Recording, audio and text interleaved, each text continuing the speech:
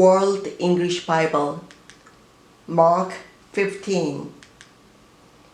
Immediately in the morning, the chief priests with the elders, scribes, and the whole council held a consultation, bound Jesus, carried him away, and delivered him up to Pilate. Pilate asked him, "Are you the king of the Jews?" He answered, "So you say." The chief priests accused him of many things. Pilate again asked him, "Have you no answer? See how many things they testify against you." But Jesus made no further answer, so that Pilate marveled. Now at the feast he used to release to them one prisoner, whomever they asked of him. There was one called Barabbas, bound with his fellow insurgents, men who in the insurrection had committed murder. The multitude, crying aloud, began to ask him to do as he always did for them. Pilate answered them, saying, "Do you want me to release to you the king of the Jews?" For he perceived that for envy the chief priests had delivered him up.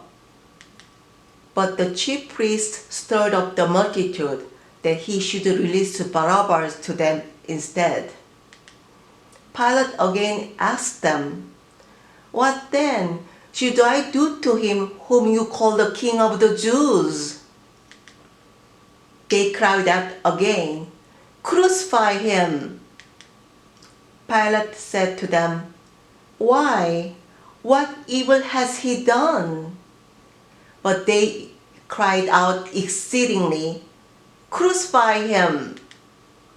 Pilate, wishing to please the multitude, released Barabbas to them and handed over Jesus, when he had plugged him, to be crucified. The soldiers led him away within the court, which is the praetorium. They called together the whole cohort. They clothed him with purple, and weaving a crown of thorns, they put it on him. They began to salute him, "Hail, King of the Jews!" They struck his head with a reed and spat on him, and bowing their knees, did homage to him. When they had mocked him, they took the purple cloak off him and put his own garments on him.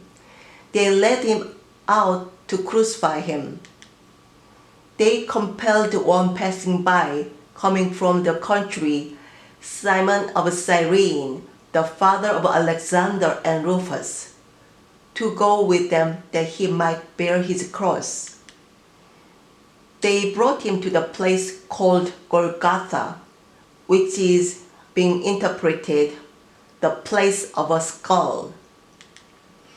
They offered him wine mixed with myrrh to drink, but he didn't take it. Crucifying him, they parted his garments among them, casting lots on them, what each should take. It was the third hour when they crucified him. The superscription of his accusation was written over him, "The King of the Jews." With him they crucified two robbers, one on his right hand and one on his left.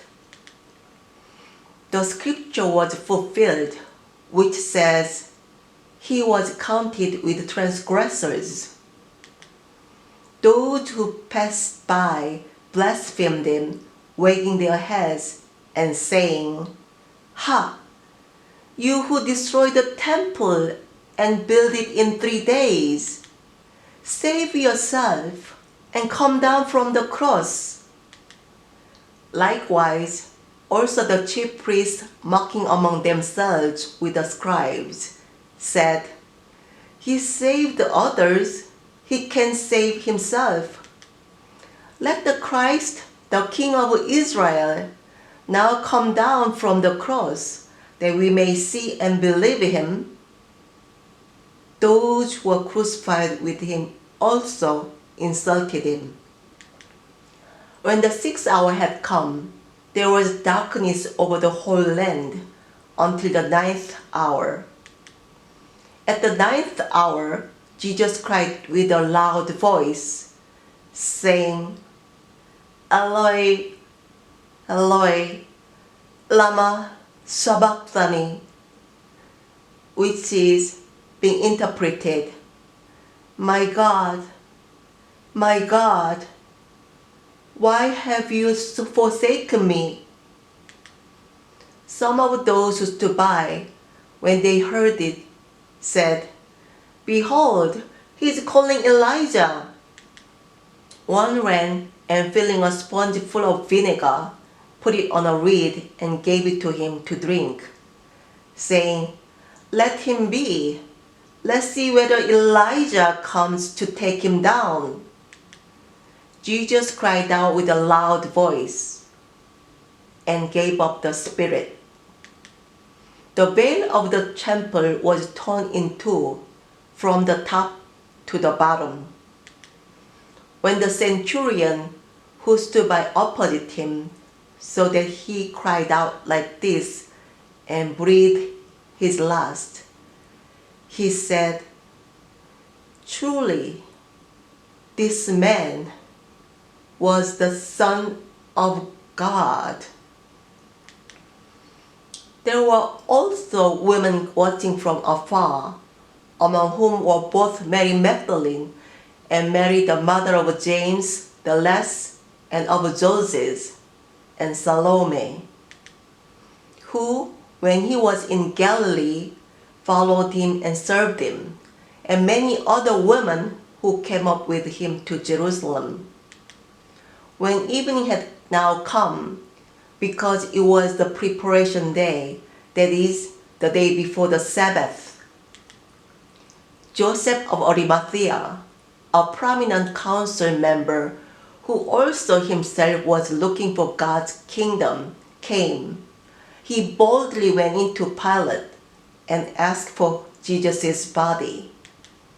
Pilate was surprised to hear that he was already dead, and summoning the centurion, he asked him whether he had been dead long. When he found out from the centurion, he granted the body to Joseph. He bought a linen cloth and took him down, wound him in the linen cloth, and laid him in a tomb which had been cut out of a rock. He rolled a stone against the door of the tomb. Mary Magdalene and Mary the mother of Joses saw where he was laid.